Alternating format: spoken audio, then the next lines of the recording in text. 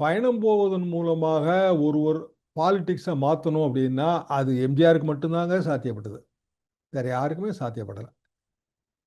என்ன ரீசன் அப்படின்னா அது இப்போ இன்னைய தேதிக்கு அதை எக்ஸ்பிளைன் பண்ண முடியாத ரீசனுங்க. அந்த காலகட்டம் டோட்டலாக வேற. காலையில் கூட ஒரு நண்பர்கிட்ட பேசிட்டு இருந்தேன்.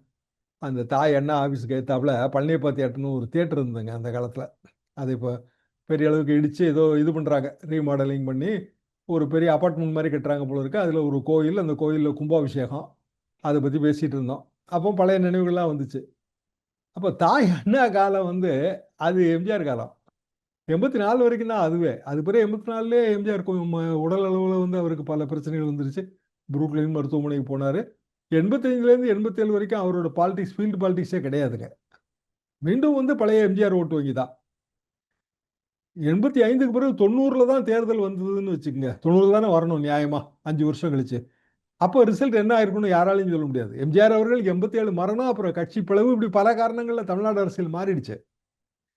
அப்போ எம்ஜிஆர் பாலிடிக்ஸ் நீங்கள் எடுத்தீங்கன்னா திமுக வரைக்கும், திமுக காலகட்டத்தில் இருந்த பாலிடிக்ஸ் 72 to 77 கட்சி துவங்கின ஒன்று இருந்த பாலிடிக்ஸ், அந்த எழுச்சி 77, 80, 80, 84 அதான் நீங்கள் எடுத்துக்க முடியும். 85, 87 எடுத்து பிரயோஜனம் இல்லை. அதுக்காக நான் சொல்ல வரேன்.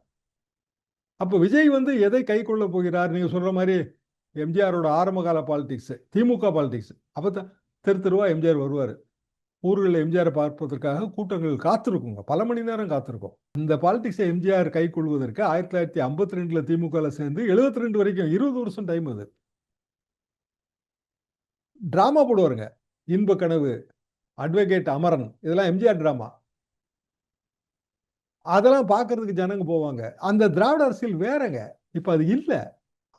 நான் 80 பத்திரிகையாளருங்க. இதே அண்ணா 83 இந்து முன்னணி ஊர்வலத்துக்கு தடை, எம்ஜிஆர் முதலமைச்சர்.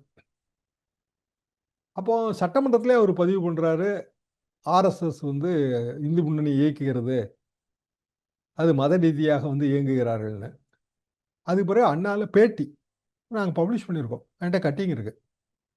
அதில் அவர் தெளிவாக சொல்றாரு, நான் டெல்லிக்கு போயிருந்தேன் மத்திய அமைச்சர்களை சந்திப்பதற்காக. 83ங்க.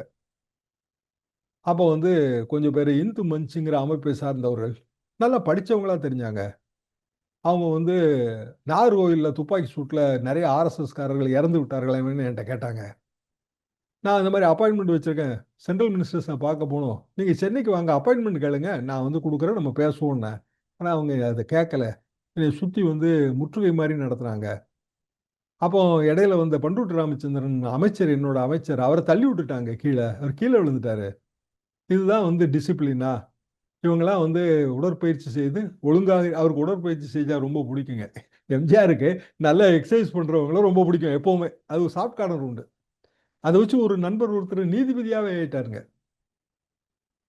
ரொம்ப நாள் அவர் மலை சுப்பிரமணியன் பேருங்க, நீதியரசர். அப்புறம் முதல்ல அவர் ஜிம்பாடி. அவர் அதிமுக பச்சையெல்லாம் குத்திருப்பாருங்க கையில். ஏதோ ஒரு டிஸ்ட்ரிக்ட் டூரில் எம்ஜிஆர் பார்த்து நல்லா எக்ஸசைஸ் பண்ணுறேன் அப்படின்னு தட்டி கொடுத்து அவர் அப்படியே பிபி ஆகி அப்படியே கீழமை நீதிபதியாகி ஹைகோர்ட் நீதிபதியாக அவரோட கரியர் முடிஞ்சதுங்க. எதுக்காக சொல்ல வரேன்னா, எம்ஜிஆரோட அந்த அட்ராக்ஷன் அந்த மாதிரி. எம்ஜிஆர் உடற்பயிற்சி செய்கிறவங்க ஆர்எஸ்எஸ்காரங்க நல்ல ஒழுக்கத்தோடு இருக்காங்க நான் நினச்சேன். ஆனால் அவங்க இவ்வளோ அநாகரிகமாக நடந்துக்கிட்டாங்க. மதத்தை காப்பாற்றுறதுக்கு எதுவுமே தேவையில்லை, மதம் தன்னைத்தானே காப்பாற்றி கொள்ளும். இதுதான் ஆர்எஸ்எஸ் பற்றி எம்ஜிஆரின் கருத்து. இல்லை, இதில் குரோனாலஜிக்கல் ஆர்டர் பார்க்கணுங்க. 72 கட்சி துவக்கம். 72 கட்சி துவங்கும் போது 72 கான்ஸ்டியூஷனில் பார்த்தீங்கன்னா மற்ற திமுக மாதிரியான அந்த கான்ஸ்டியூஷன் அமைப்பு தான். அதாவது நம்ம கட்சி அமைப்பை inverted pyramid structure, pyramid structure ரெண்டாக பிரிக்கலாம். கீழேருந்து ஓட்டு போட்டுகிட்டே போய், அதாவது கிளைக்கழகங்கள்லேருந்து தேர்தலை தொடங்கி மேலே உச்சபட்ச அதிகாரம் வரைக்கும் தலைவரோ பொதுச் செயலரோ அது வரைக்கும் தேர்ந்தெடுப்பது. இது ஒரு முறை. கிளைக்கழக செயலர் ஓட்டு போடுவாங்க, அதுக்கு அடுத்த லெவலு இப்படியே போய் கடைசியில் தலைமையை தேர்ந்தெடுப்பாங்க. அதிமுக நேர தலைகீழ முதல்ல தலைவரை தேர்ந்தெடுத்து கடைசியில் மற்ற தேர்தல்கள் நடக்கும். இப்போ ஆரம்பகால அதிமுக 72 கான்ஸ்டியூஷன் அதில் பழையதாக இருக்குது. அது இந்த வழக்கமான திராவிட கட்சிகள் இவங்க வைத்திருக்கிற இந்த ஃபார்முலா தான். அதாவது கீழே ஓட்டு போட்டு மேலே வர்றது. அப்புறம் எம்ஜிஆர் அவர்கள் அதை மாற்றினார்கள். மாற்றுவதற்கு முன்னால் ஒரு சிதம்பரம் பொதுக்குழு செயற்குழு நடந்ததுங்க. அதில் வந்து எம்ஜிஆரே நீக்குவதற்கு தீர்மானம். அதாவது 73 திண்டுக்கல் இடைத்தேர்தல் மாபெரும் வெற்றி. அதுக்கு பிறகு எம்ஜிஆர் அவர்கள் ஒரு பொலிட்டிக்கல் பிளேயர், ஸ்ட்ராங் பொலிட்டிக்கல் பிளேயர்னு அது எஸ்டாப்ளிஷ் ஆயிடுச்சு. திமுகலேருந்து பிரியும் போது நாங்கள் எம்ஜிஆர் மன்றம், எம்ஜிஆர் மன்றம்லாம் துணை அமைப்பாக தான் இருந்தது, கட்சியோட துணை அமைப்பு. எம்ஜிஆர் வந்து என்ன பண்ணிட முடியும், ஒரு திரை நட்சத்திரம் தானே. இப்போ இந்த விஜய் கம்பேரிசன் நீங்கள் இதில் எடுக்கலாம். பின்னாடி திரை நட்சத்திரம் தானே, பெருசாக சாதிக்க முடியாது என்று வரும்போது முதல் வாய்ப்பு திண்டுக்கல் இடைத்தேர்தல். கட்சி ஆரம்பித்து ஒரு 7 மாதம் இல்லை 6 மாதம் தான் இருக்கும். இடைத்தேர்தலில் போட்டி போடுறதுன்னு ஒரு முடிவு எடுக்கிறாரு. இது வேண்டாம், தற்கொலை முயற்சி. ஏன்னா திமுக ஆளுங்கட்சி, தற்கொலை முயற்சி, போட்டி போட்டால் வந்து பெரிய வெற்றி பெற முடியாது, கட்சி ஆரம்பத்திலேயே வந்து நசிச்சிடும். பெரிய தலைவர்கள் அப்படி தான் அபிப்பிராயப்பட்டாங்க. எம்ஜிஆர் வந்து மாயதேவரனை நிறுத்தினார். மாயதேவரனை பின்னாடி தராசுக்கு லீகல் ஆலோசகராக அவர் செயல்பட்டார். எனக்கு ரொம்ப க்ளோஸ் ஃப்ரெண்டாக இருந்தார். அவர் கேண்டிடேட்டு, அவர் வந்து சுயேட்சை கேண்டிடேட்டு. அதிமுக வந்து அப்போ கட்சி பதிவு சட்டம்லாம் கிடையாதுங்க. கட்சி பேர் வந்து நம்ம போட்டுக்கலாம், ஒன்றும் பெரிய அதுக்கு ஹார்ட் அண்ட் ஃபாஸ்ட் ரூல் கிடையாது. மதுரை கலெக்டர் ஆஃபீஸில் தான் எம்பி தேர்தல். திண்டுக்கல் வந்து அப்போ தனி மாவட்டம் கிடையாது, மதுரை மாவட்டம்.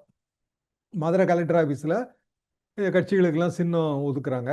அங்கீகாரம் பெற்ற கட்சி இதுக்கெல்லாம் அந்த அவங்கவுங்க சின்னத்தை ஒதுக்கிட்டு அப்புறம் சுயேட்சை லிஸ்ட் எடுக்கும்போது சுயேட்சை, ஆனால் அதிமுக. அவர் எம்ஜிஆர் விரும்பினது சிங்க சின்னம். சிங்க சின்னம் ஃபார்வர்ட் பிளாக் சின்னம். அப்புறம் 2-3 சின்னம்.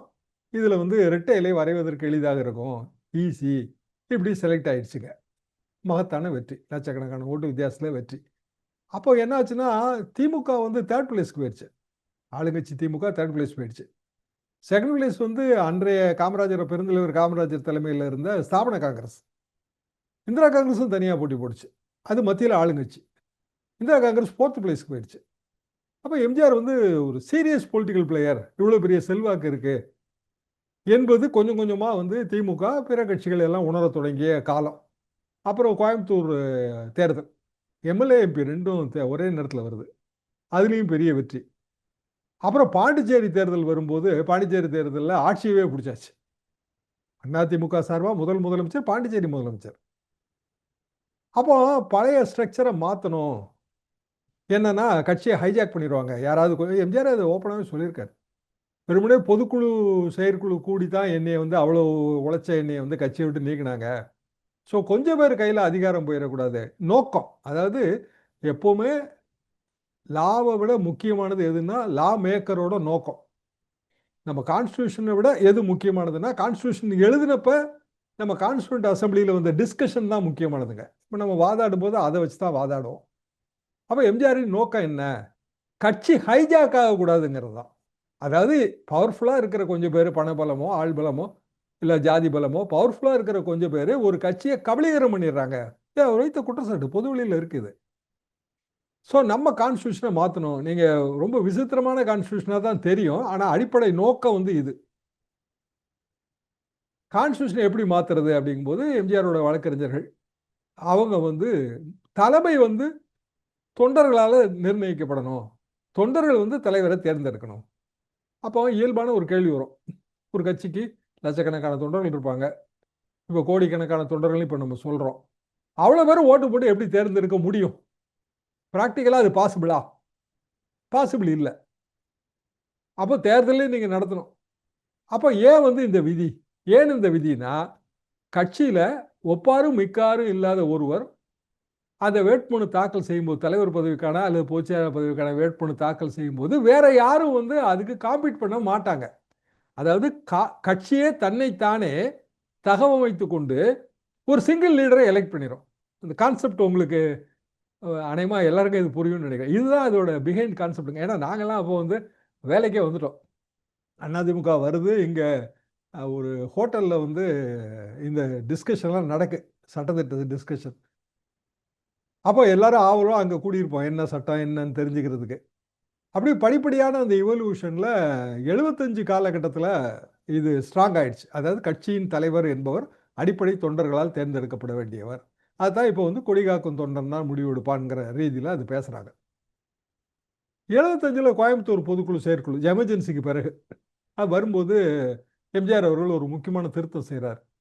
என்ன திருத்தம் அப்படின்னா, கட்சிக்கு வந்து ஆல் இண்டியாங்கிற அடைமொழி வேணும். அது வரைக்கும் அது அதிமுக தான். நாவலர் கூட ஒரு தடவை தலைவர் பேரை யாராவது அவர் சொந்த நம்மளோட தலைவர் பேரை யாராவது கட்சிக்கு வைப்பாங்களான்லாம் கேட்டிருக்காரு. அந்த நாவலர் பின்னாடி வந்து அதிமுகவுக்கு வந்தார். எம்ஜிஆர் வந்து அடிப்படை விதியில் மாற்றம் செய்யும்போது எதிர்ப்பு வந்தது. எதுக்கு? மாநில கட்சிக்கு எதுக்கு வந்து அகில இந்திய அடைமொழி வேண்டாம். பெரிய ஆளுங்க, கோவை செழியன், இந்திரகுமாரி பெரிய ஆளுங்க. எம்ஜிஆர் வந்து ஓட்டெடுப்பு நடத்தி முடிவெடுத்து ஆல் இண்டியா அதிமுகன்னு பேர் மாற்றம் பண்ணி தேர்தல் ஆணையத்துக்கு அதை அனுப்பும்போது அந்த கான்ஸ்டியூஷனையும் சேர்த்து அனுப்பியாச்சு. அதாவது இப்போ தேர்தல் ஆணையத்தில் இருக்கிற பழைய கான்ஸ்டியூஷன், ஓல்டஸ்ட் கான்ஸ்டியூஷன் 1975 காலகட்டம் தான். 72ன்னு கோர்ட்டு சொல்லுதுங்க. ஆனால் அதில் இந்த வித்தியாசம் இருக்கு. அப்போ 72, 75 2 கான்ஸ்டியூஷனுக்கு இடையில ஏற்பட்ட அரசியல் மாறுதல்கள் ஏன் வந்து எம்ஜிஆர் இந்த அடிப்படை விதியில் மாற்றம் செய்தார். அதற்கு பிறகு ஜெயலலிதா காலத்தில் இதை என்றைக்குமே மாற்ற முடியாது. கட்சியின் பொதுச் செயலாளர் தொண்டர்களால் தான் தேர்ந்தெடுக்கப்பட வேண்டும் அப்படின்னு அவங்க அடிக்கோடு போட்டாங்க. இதுக்கு இன்னொரு சாட்சியம் எதுன்னா எம்ஜிஆரோட உயில். எம்ஜிஆரோட உயிலையும் அவர் எனக்கு பிறகு இந்த கட்சி பிளவுபட்டால் எது உண்மையான அதிமுகன்னு தீர்மானிக்கணும். எப்படி தீர்மானிக்க முடியும்னா, கட்சியின் குறைந்தபட்ச 80% அங்கத்தினர்கள் யாருக்கு ஆதரவா இருக்காங்களோ அவங்க தான் உண்மையான அதிமுக என்று அவங்களுக்கு தான் இந்த சொத்தெல்லாம் சேரணும்னு அவர் வந்து உயில்ல ஒரு விதியும் ஏற்படுத்தினார். Founders wish.